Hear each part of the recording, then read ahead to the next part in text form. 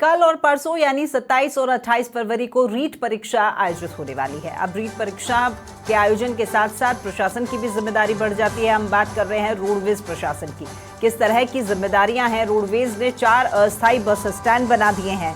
नारायण विहार, Badarwas, transport नगर में बनाए हैं अस्थायी bus stand. Vidyadhar Nagar, B2 bypass, Durgapura पर भी एक अस्थायी बस स्टैंड बना दिया गया है। 1 मार्च के लिए लगाए गए हैं अस्थायी बस स्टैंड। तो देखिए 27 और 28 फरवरी यानी कल और परसों दो दिन रीट परीक्षा का आयोजन होना है। दूर दूर से अभ्यर्थी जो हैं वो परीक्षा देने के लिए यहाँ जयपुर भी पहुँचेंगे। जयपुर और यहाँ से भी दूसरी जगह जाएंगे, तो ये व्यवस्थाएं बहुत ज़रूरी होती है यातायात की। और रोडवेज प्रशासन की तरफ से क्या कुछ व्यवस्थाएं हैं, इसको लेकर के ज़्यादा जानकारी लेते हैं संवाददाता करण हमारे साथ में लाइव जुड़ गए हैं। सीधा उन्हीं का रुख करते हैं। करण, कल और परसों 2 दिन रीट परीक्षा का आयोजन हो रहा है। अब राजस्थान पथ परिवहन निगम की तरफ से क्या कुछ तैयारियां की गई है ताकि अभ्यर्थियों को दिक्कत ना हो और उनके साथ में अगर अभिभावक भी आते हैं तो वो भी इस सुविधा का लाभ उठा सके?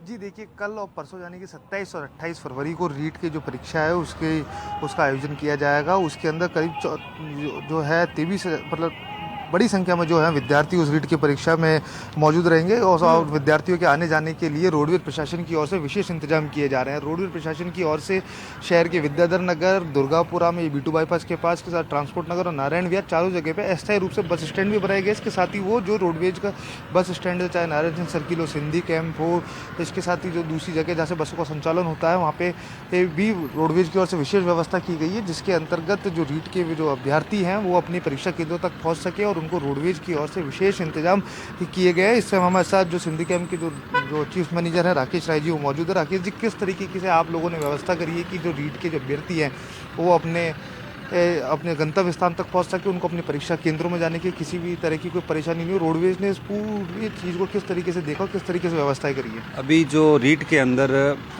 3 शिफ्टों में एग्ज़ाम होगा, लगभग 90,000 एक शिफ्ट में होगा, 90,000 कैंडिडेट। इसमें से लगभग 70% लोग कैंडिडेट्स हैं लोकल हैं और हमारा ज़्यादा मूवमेंट है जो जयपुर आने वालों को भरतपुर, धौलपुर का है या फिर यूपी से आने वालों का है।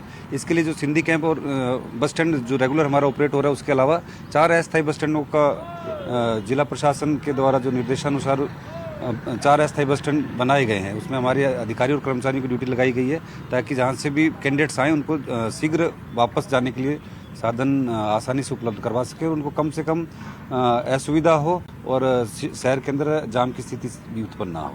राकेश जी, शहर के ऐसे कौन सी 4 जगह जिन पर रोडवेज ने अस्थायी बस स्टैंड बनाया और वहाँ पे किन अधिकारियों को भी जिसने नियुक्त कराया, कोई कंट्रोल रूम बनाया कि जिसके अगर उनको कोई परेशानी हो तो वहाँ जा सके, वो अपनी परेशानी को समाधान भी कर सके? बिल्कुल, चारों जगह हर शिफ्ट में डिपो मैनेजर से ऊपर लेवल के अधिकारी हैं जो हमारे इंचार्ज हैं वहाँ पे। इसके अलावा जोनल मैनेजर लेवल के अधिकारी, समन्वय अधिकारी लगा रखे हैं।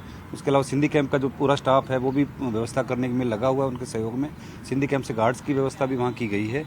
जहाँ पे चारों जगह पे B2 बाईपास हो गया, कोटा वगैरह जाने के लिए हो गया, ट्रांसपोर्ट नगर में हो गया, TP नगर में, भरतपुर धौलपुर साइड के लिए, सीकर मार्ग के लिए विद्याधर नगर स्टेडियम में बनाया जा रहा है। और एक जो कौन सा गाँव है इधर अजमेर के लिए, वो बदरवास के पास में एक बस स्टैंड बनाया जा रहा है, बना दिया गया है। वहाँ पे हमारे स्टाफ की ड्यूटी लगा दी गई है।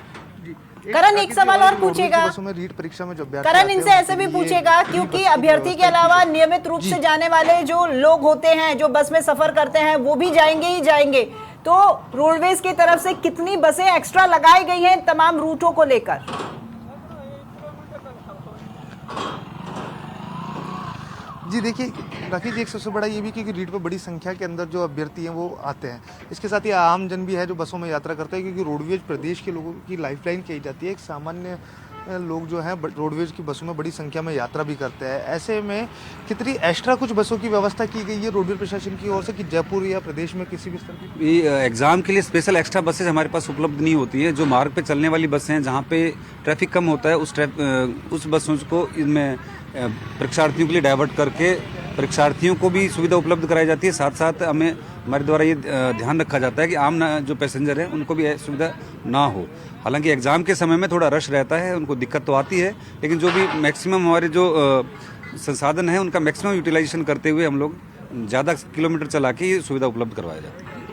सबसे बड़ा ये भी रहता है क्योंकि अभ्यर्थियों की रोडवेज की बसों में फ्री यात्रा रहती है, ऐसे में दूसरे लोग भी यात्रा करते हैं, उनको चिन्हित करना कि किस तरीके से उनको चिन्हित किया जाए, या आपको किसी के पास कई बार होता है कि परमिशन लेटर वो मौके पे जाके निकालते हैं, तो उसमें किस तरीके से? नहीं, परमिशन लेटर तो होता ही है। चिन्हित करना हमारे परिचालक द्वारा जो टिकट जारी किया जाता है उसके डॉक्यूमेंट देखने के बाद जारी किया जाता है, और कोई डाउटफुल होता है उसको बाद में इश्यू कर देता है। उससे पहले जो क्लियर वाले हैं उनको पहले टिकट इश्यू करके वो सबको टिकट जारी करके यात्रा करवाते हैं, और परिचालक द्वारा इसका पूरा वो देखा जाता है। उसके ऐसे में बसेस ओवरलोड भी रहती हैं, ज्यादा संख्या में पैसेंजर्स जो हैं वो ठूस लिए जाते हैं। करण,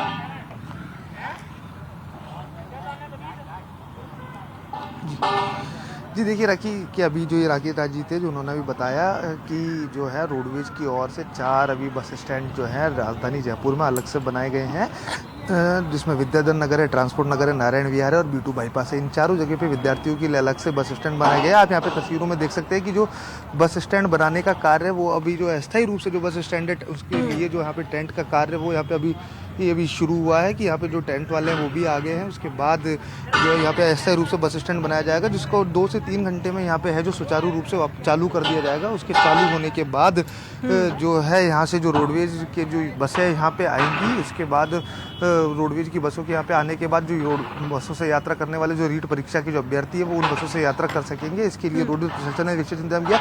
हालांकि जो परीक्षा है वो परीक्षा के लिए अलग से जो रोडवेज प्रशासन ने कोई उनके पास अतिरिक्त बसें नहीं है, क्योंकि रोडवेज में जो बसों की संख्या है वो पिछले सालों से की तुलना में जो काफ़ी कम हुई है, जिसके कारण जो रोडवेज ने अतिरिक्त बसें रोडवेज नहीं चला पा रहा है। जो हालांकि जो रूटीन बसें जो रोडवेज की चलती है उन्हीं में इन अभ्यर्थियों को जो है अभी ये यात्रा कर सकेंगे। ठीक है करण, बहुत शुक्रिया आपका ये